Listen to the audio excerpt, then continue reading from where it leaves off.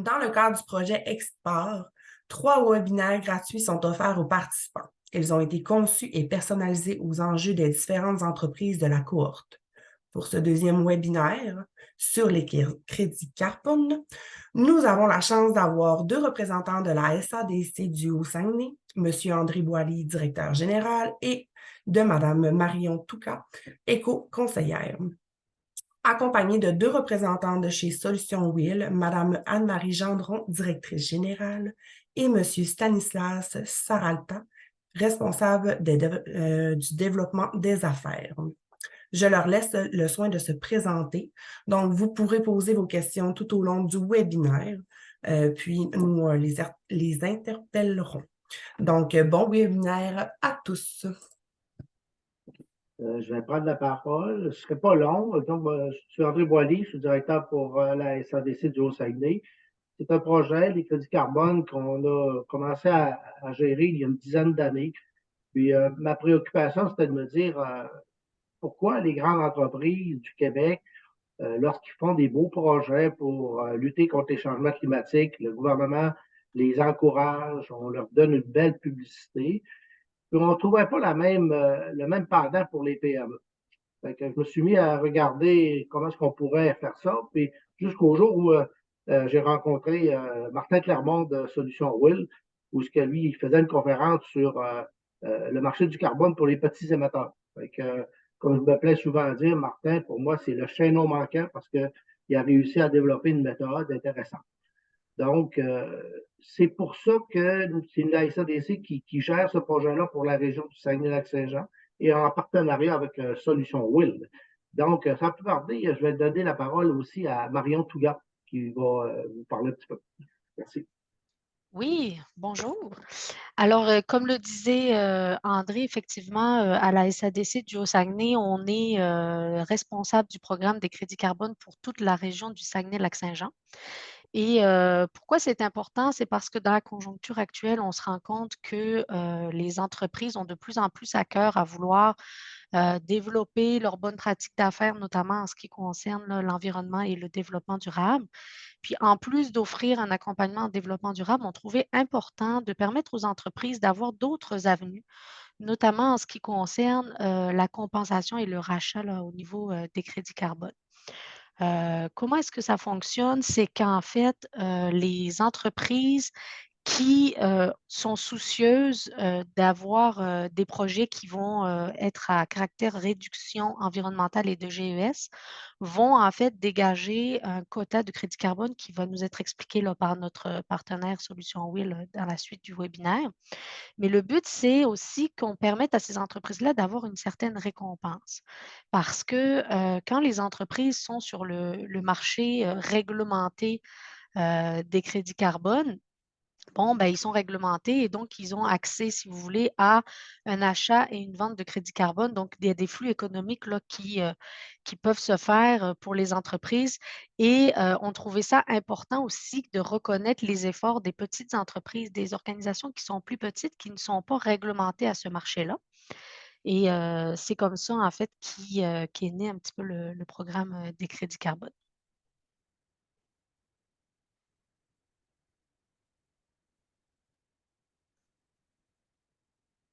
Marion, est-ce que tu voulais nous parler un petit peu des autres options qu'on peut, dans lesquelles les entreprises peuvent avoir accès? Oui.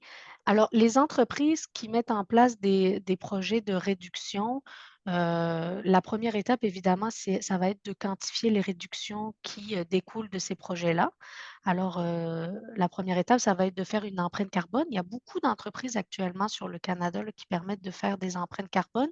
Il y a même des possibilités parfois, là, quand c'est des petits projets, de le faire via directement soi-même. Là, il y a quelques applications qui existent sur Internet. Alors, une fois qu'on a quantifié la réduction de GES, on a les options de, de- d'aller sur le marché du carbone. Il y a plusieurs entreprises. J'en avais dénoté quelques-unes. Il y avait Coop Carbone qui le faisait, mais qui était spécialisé en agroalimentaire, en environnement et en énergie. Il y a Unisphera aussi qui passe par le partenaire planétaire, mais qui est spécialisé en ONG. Et il y a bien évidemment là, notre partenaire, les Solutions Will avec qui nous, on travaille, qui a un programme qui est quand même intéressant, notamment pour les petites entreprises, parce que, il y a une mutualisation qui se fait là, dans le cadre de ce programme-là, qui, nous semble vraiment intéressant pour les petites entreprises.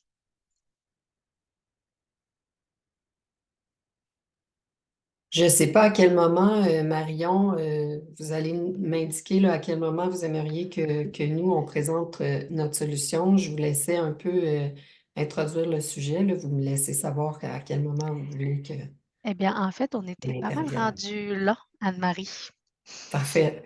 Donc, à ce moment-là, moi, je vais partager mon écran.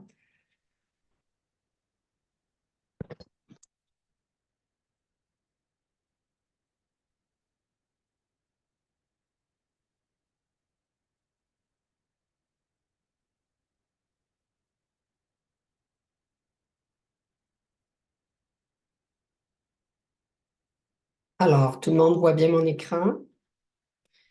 Bon, parfait. Alors, comme nous le disait Marie-Danielle en introduction, ben moi, je m'appelle Anne-Marie Gendron, je suis directrice générale chez Solutions Will. Je suis là depuis septembre 2022. Je suis arrivée dans la suite je dirais, d'une augmentation de l'activité sur les marchés du carbone, les marchés volontaires du carbone et une croissance de l'entreprise qui vient avec ce regain d'activité-là. Donc, on a été invité pour vous présenter, dans le fond, notre communauté durable, notre projet de communauté durable qui représente une solution qui est disponible pour les entreprises, les petites entreprises au Québec, mais aussi ailleurs au Canada, pour pouvoir financer les projets de réduction des gaz à effet de serre. Alors, dans le fond, juste pour commencer par le début, comme on dit, qui est Solutions Will? Nous sommes un pionnier qui est reconnu en matière de carbone. L'entreprise a été fondée en 1997 et elle est certifiée B Corp depuis 2019. On tient à le mentionner, on est bien fiers de cette certification-là parce que ça correspond aux valeurs de l'entreprise. Donc, Solutions Will est un expert des marchés volontaires du carbone. Il faut distinguer, je ne veux pas tomber dans les technicalités aujourd'hui. Il y a certains d'entre vous, je suis certaine, qui en connaissent beaucoup sur le sujet, d'autres moins peut-être, mais il y a le marché réglementé, donc il y a des entreprises qui sont assujetties à ce qu'on appelle au SPED au Québec, mais nous, on parle aux entreprises qui ne sont pas assujetties au SPED, donc qui sont des petits émetteurs.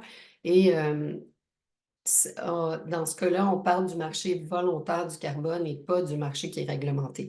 Donc, notre mission à nous, c'est de démocratiser l'accès au marché pour les PME et autres organisations canadiennes. Marion l'a mentionné, quand on parle de mutualiser, je vais vous parler plus tard de notre modèle d'affaires, mais en fait, l'accès au marché volontaire, il y a beaucoup de frais qui sont généralement associés à ça. Nous, on a fait un exercice de calcul où on évaluait à environ 120 000 l'accès au marché volontaire du carbone pour une entreprise. Donc, nous, en regroupant les entreprises, on s'assure qu'il y a une mutualisation et une réduction des coûts dans ce sens-là. Et c'est de cette façon-là qu'on démocratise l'accès au marché volontaire du carbone. Je vous en reparle un peu plus tard. Sinon, on crée de la valeur. Quand je dis on crée de la valeur, c'est la communauté durable avec toutes les entreprises qui participent, qui ont quand même généré 8,1 millions de tonnes de réduction de GES certifiées depuis 2010. Nos valeurs, je vous en parle parce qu'encore une fois, Solutions Will, c'est une petite entreprise et nous sommes très fiers de notre cœur de métier, nous sommes fiers de notre communauté durable et de l'impact de nos actions conjointes sur l'action climatique. Nous avons 3 valeurs corporatives qui, dans le fond, sont au centre de nos décisions et qui font partie de nos motivations. Tout d'abord, l'action. Notre modèle d'affaires est centré sur la prise d'action climatique volontaire. Notre but, c'est d'accélérer cette prise d'action-là par les entreprises en leur donnant accès au marché volontaire pour les aider à pouvoir mettre en œuvre des initiatives concrètes de réduction des gaz à effet de serre. Donc, vraiment, l'action, c'est au cœur de notre modèle, qui est aussi un modèle de coopération dans le sens que ça met de l'avant une économie participative qui stimule les partenariats, autant avec les membres qu'avec les SADC et d'autres partenaires qui vont faire connaître aux entreprises les moyens qui sont à leur disposition pour pouvoir mettre en œuvre leurs projets. Aussi, c'est important à l'interne, faire preuve de transparence et en tout temps, mais vous pourrez en parler à nos employés. La coopération, ça se passe aussi à l'interne chez Solutions Will et nous accordons beaucoup de valeur à nos employés qui sont le moteur de tout finalement. Sinon, finalement, l'ambition, je ne sais pas si les fenêtres, est-ce que les fenêtres bloquent pour vous la vision de la présentation ou vous voyez tout? OK, parfait. C'est juste moi qui est un peu, je pense, bloqué. Finalement, l'ambition, vous le savez tous, c'est pas facile de faire des affaires tout en se souciant de développement durable, en essayant de mettre de l'avant des pratiques éco-responsables. Il faut jongler avec tout ça en tant qu'entrepreneur. Et donc, notre ambition, c'est de ne pas accepter le statu quo et de toujours essayer de mettre de l'avant une prise d'action, même de viser l'excellence, même si ce n'est pas la perfection.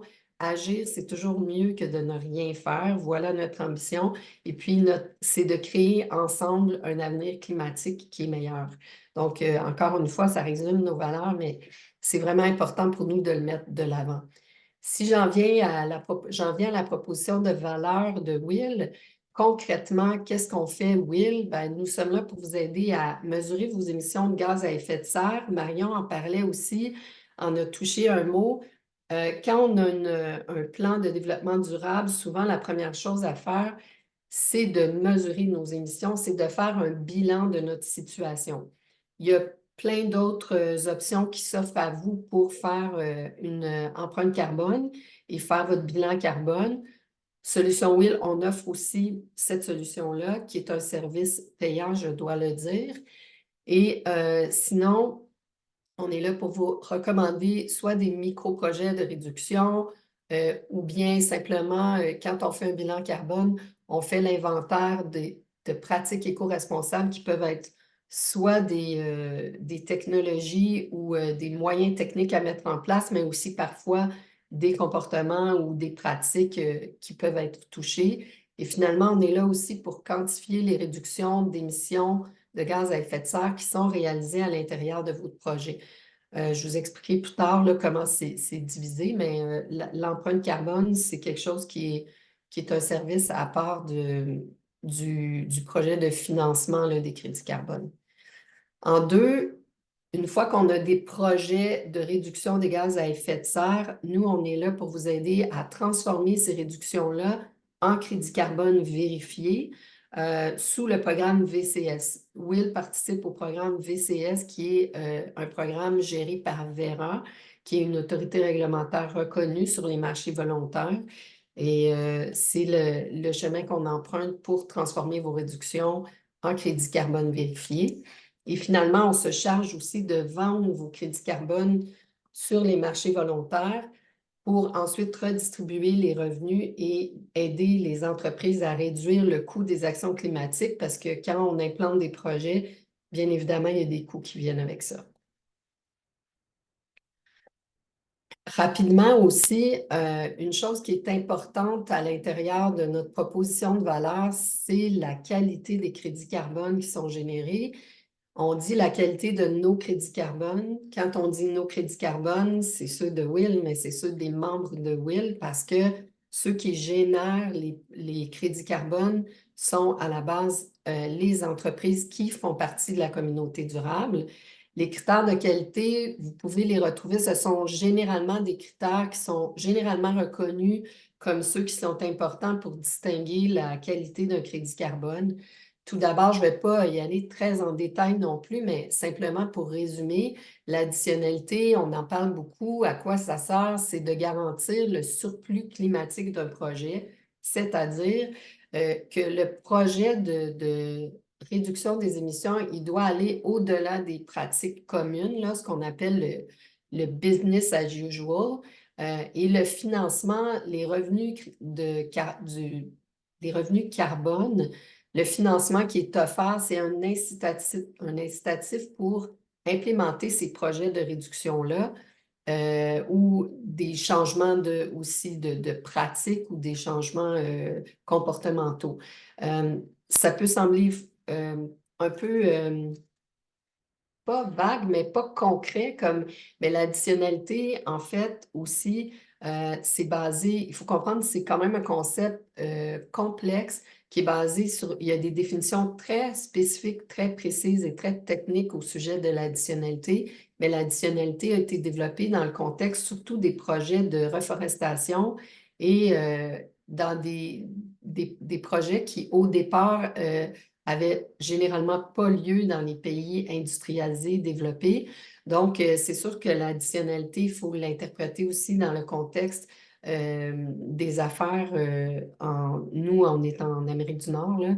Donc, mais l'additionnalité, c'est aller au-delà des pratiques communes, aller au-delà de ce que la réglementation nous impose pour aller développer des projets qui ne sont pas obligatoires et qui amènent les entreprises à être plus performantes au niveau éco-responsable et qui diminuent leur empreinte carbone. La permanence, sinon, c'est un autre critère qui est vraiment important puis qui garantit la durée dans le temps des réductions de GES. Quand on parle de durée, encore une fois, la référence la plus facile à comprendre, c'est les projets de reforestation ou les projets d'évitement de la déforestation. Dans ce sens-là, on parle de projets qui sont ex ante, c'est-à-dire qu'on fait des projections des émissions qui vont être évitées. Alors que dans le cas de Solutions WIL, les projets avec lesquels on travaille, ceux qui sont éligibles à la communauté durable, ce sont des projets de réduction à la source. Ça garantit la permanence des réductions parce que la réduction, elle a déjà eu lieu. Si, par exemple, je change une bouilloire pour aller à l'électricité pour le chauffage, par exemple, bien, à ce moment-là, la réduction, elle a déjà eu lieu, elle a déjà été évitée, elle est calculée. C'est ce qu'on qualifie de projet ex post. Donc, nous, dans ce cas-là, on sait qu'il n'y aura pas un feu de forêt qui va aller brûler la région qui a été où j'ai replanté des arbres. Donc, il y a la réduction qui a eu lieu à la source. Elle est vérifiable, elle a déjà eu lieu et donc elle est permanente et c'est un grand avantage des projets ex post. Sinon, estimation conservatrice, il s'agit de garantir qu'on ne surestime pas les quantités de gaz à effet de serre qui ont été réduites. Déjà, on a un avantage avec des projets ex post, c'est plus facile techniquement de le garantir. Ensuite, on utilise la méthodologie VM 0018. C'est une méthodologie on a été partenaire Solutions WIL parce qu'on est là depuis 1997 dans le développement de cette méthodologie-là, mais qui est approuvée par Verra et qui peut être utilisée par d'autres entreprises aussi. Nous appliquons rigoureusement les méthodes de calcul qui sont dans cette méthodologie-là. Et pour le calcul des réductions, la méthodologie ISO 14064 aussi. Et l'objectif, c'est de ne jamais surestimer les réductions de gaz à effet de serre. Donc, on est très prudent dans les facteurs d'émission qu'on utilise, dans nos méthodes d'arrondissement et tout ça. Et souvent, on va se laisser des marges de manœuvre s'il peut y avoir un doute où on s'assure toujours de faire des calculs qui sont conservateurs. Sinon, le comptage unique, c'est très important. Quand on parle de crédit carbone, c'est toujours une préoccupation qui est là en tout temps et il ne faut jamais baisser la garde. L'idée, c'est de garantir que chaque tonne de gaz à effet de serre, elle n'est calculée, mais elle n'est aussi revendiquée qu'une seule fois. Donc, dans le fond, il y a un transfert de propriété quand vous participez à notre modèle pour que nous, ensuite, on puisse le faire vérifier, la réduction et la vendre ensuite. Mais quand elle est vendue à quelqu'un d'autre, on ne peut pas, par exemple, réclamer pour une démarche de carboneutralité une tonne qui a été vendue à une autre entreprise. Encore une fois, je ne veux pas aller dans ce qui est trop technique, mais c'est vraiment très important. Donc, toutes nos méthodes de calcul de vérification, de certification tiennent en compte le fait qu'il faut s'assurer qu'il n'y ait pas de double comptabilité. Donc, à chaque étape, on le fait. Par exemple, s'il y a un projet, il y a une activité, un projet d'un membre qui agit sur le scope 3, c'est-à-dire les émissions indirectes de certains fournisseurs, ben, c'est clairement établi, les fournisseurs doivent être prévenus que l'entreprise en question qui agit sur ces émissions-là, que c'est elle qui participe à un programme crédit carbone, que c'est elle qui va devenir propriétaire des émissions. C'est très important à chaque étape de s'assurer qu'il n'y ait pas de double comptabilité. La même chose quand un crédit carbone est sérialisé par Verra. Ensuite, il est entré dans un registre qui est tenu religieusement à jour, qui existe sur le site de Verra, mais nous avons notre propre registre qui est miroir de celui de Verra pour s'assurer, nous, on vérifie, on veut être certain qu'il n'y ait jamais d'erreur. C'est déjà arrivé qu'il y ait une différence entre notre registre et Verra et ça a été immédiatement adressé avec eux. Donc, nous, on s'assure de vérifier très religieusement qu'il n'y ait pas de double comptabilité. Et lorsque un crédit carbone est vendu, à ce moment-là, il est retiré du registre, il disparaît, il n'existe plus dans le registre. Finalement, le dernier des 5 critères, ce sont les externalités négatives. Donc, on veut s'assurer qu'il n'y ait pas d'impact négatif sur d'autres facteurs. Encore une fois, je vais avec les projets de reforestation, c'est souvent plus facile à illustrer parce que plusieurs de ces critères-là ont été élaborés avec en tête ce type de projet.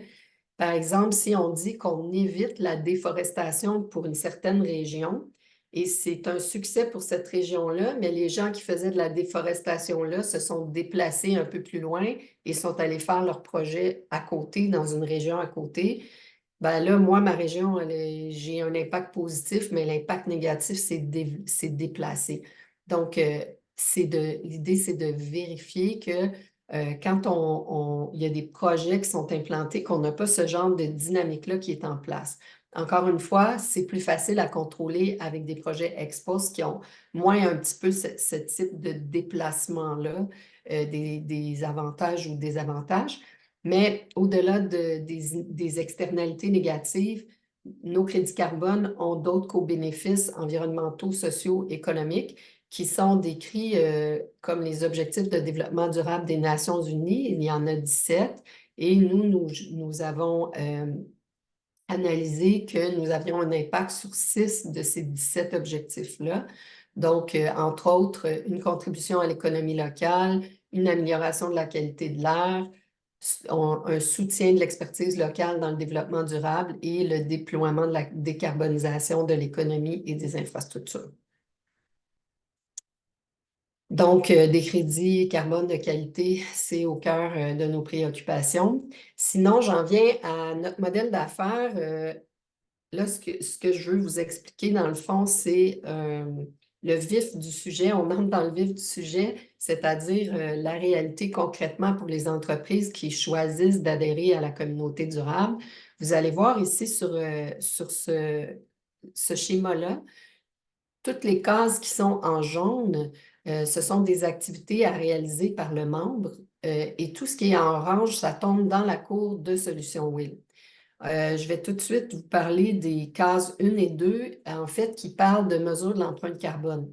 Encore une fois, l'empreinte carbone, c'est votre bilan. Qu'est-ce que vous émettez comme entreprise et qu'est-ce que vous pouvez faire, quel projet vous pouvez mettre en place, quelles mesures vous pouvez prendre pour essayer de réduire votre bilan.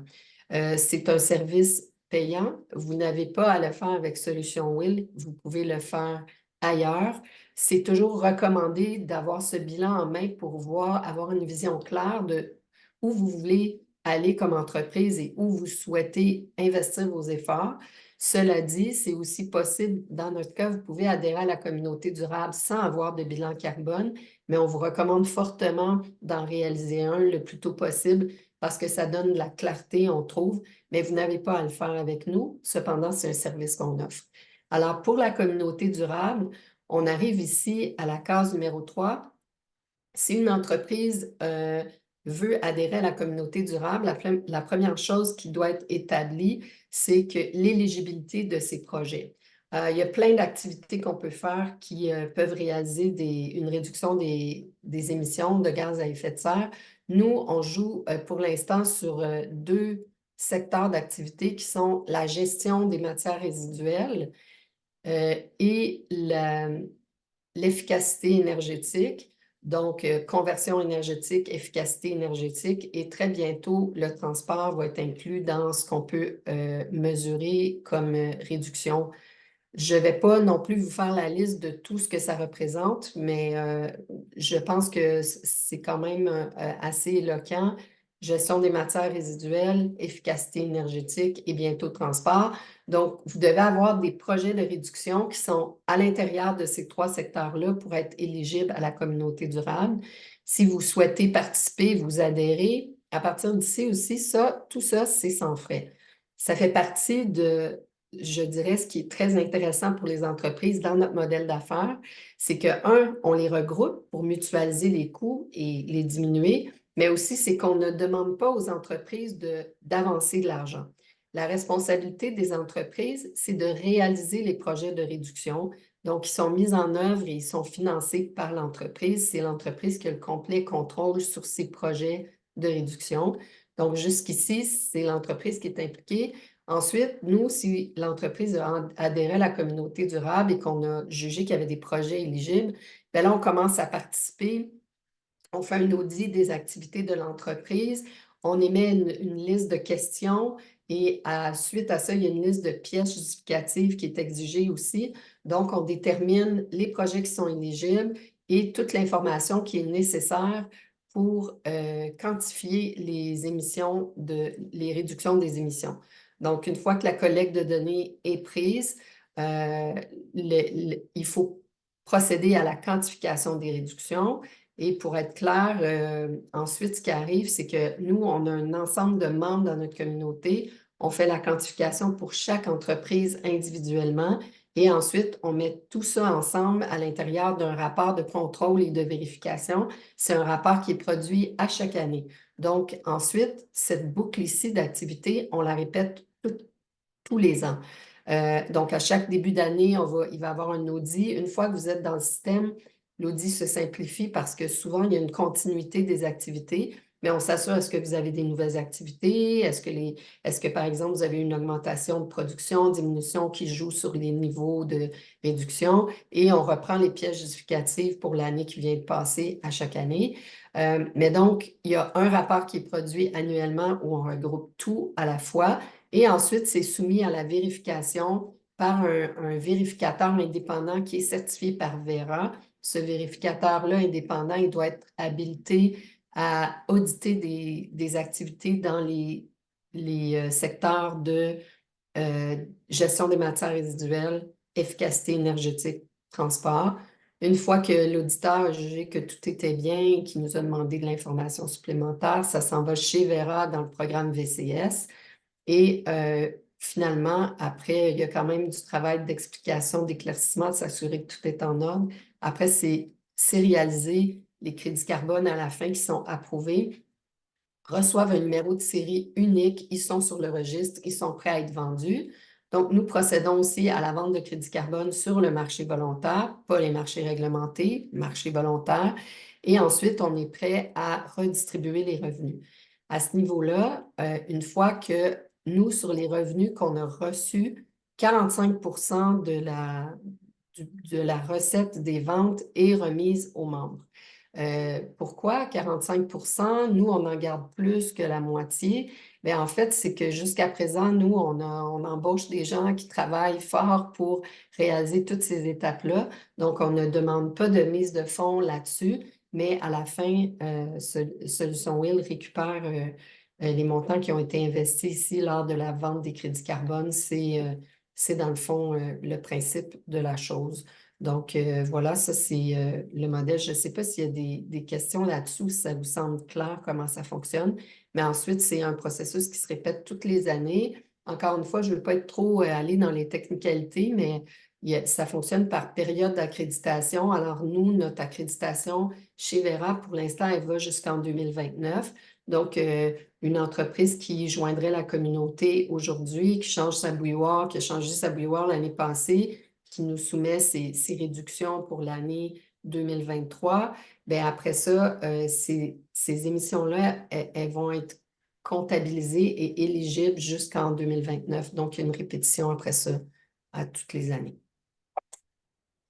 S'il n'y a pas de questions là-dessus, j'aimerais aussi juste vous toucher un mot concernant le marché volontaire. On dit le marché volontaire, mais en fait, c'est que, encore une technicalité, mais il y a plusieurs marchés volontaires là, dans le fond. Mais somme toute, les marchés volontaires, quand je disais qu'il y a eu une hausse des activités depuis 2019, c'est simplement pour vous montrer, on sent qu'il y a de l'effervescence, puis il y a plus d'entreprises qui s'intéressent aussi à cette possibilité-là de faire financer leur crédit carbone, parce qu'encore une fois, on sait, le milieu des affaires, c'est compétitif, c'est pas toujours facile. Puis, comment on fait pour trouver des revenus aussi pour investir dans nos projets de réduction et encore pousser plus loin nos pratiques éco-responsables? Mais il y a de plus en plus d'entreprises qui s'intéressent au marché du carbone. Et on voit ici qu'en 2019, on avait 9,9. Si je regarde juste les volumes là, qui ont été, je dirais, marchandés là, sur le marché volontaire, c'était 9,9 millions de tonnes de CO2 équivalent en 2019 et c'est passé jusqu'à 121, presque 122 millions en 2021. On a vu une petite redescente à 116, mais quand on regarde les prévisions des économistes et des différentes bases de données qui analysent le marché, on prévoit que ça va être à la hausse jusqu'en 2030, le marché volontaire du carbone. Et ici aussi, on voit le prix moyen par région. Là. Donc, on voit l'année en jaune, c'est l'année 2020, en gris 2021, en orange 2022. Donc, on voit une hausse constante du prix du crédit carbone sur les marchés, ce qui fait que ça devient intéressant aussi pour les entreprises d'utiliser cet outil-là pour être capable de financer leurs projets. C'est toujours l'objectif, c'est d'investir, d'être capable de financer nos projets et de prévoir les suivants pour toujours aller dans un esprit d'amélioration continue. Alors, ben, ça faisait un petit peu le tour, je dirais, de ce que j'avais à vous raconter aujourd'hui. Vos questions sont les bienvenues, mais à la suite de cette présentation-là, on va rendre disponible notre présentation. Vous allez pouvoir vous référer à cette information-là. Pardon, excusez-moi. Et si jamais vous avez des questions, il y a Stanislas qui est ici aujourd'hui avec nous et il y a John Longo aussi qui sont gestionnaires du développement des affaires chez Will pour le Québec. Alors, pour tout type de questions, si vous avez plus de questions ou il y a certains éléments qui vous semblent pas clairs ou vous souhaitez discuter de votre éligibilité à la communauté durable, pas d'hésitation, vous contactez ces gens-là qui vont se faire un plaisir de vous répondre. Alors, merci beaucoup pour votre attention.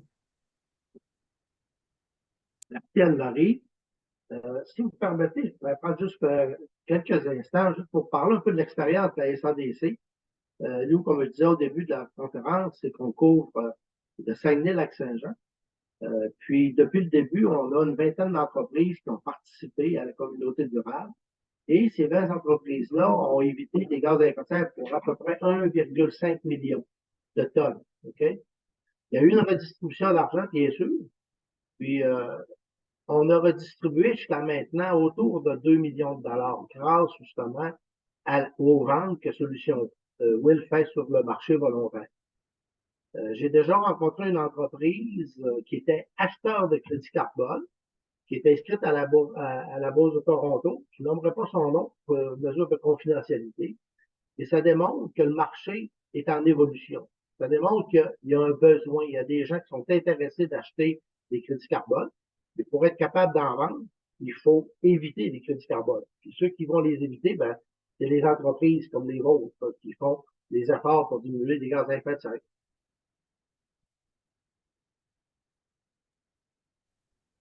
Merci à tous pour vos bons mots aujourd'hui, de nous avoir éclairés sur les crédits carbone. Donc, comme Mme Gendron disait tantôt, moi, je vais vous envoyer en fait les présentations ainsi que l'enregistrement d'aujourd'hui.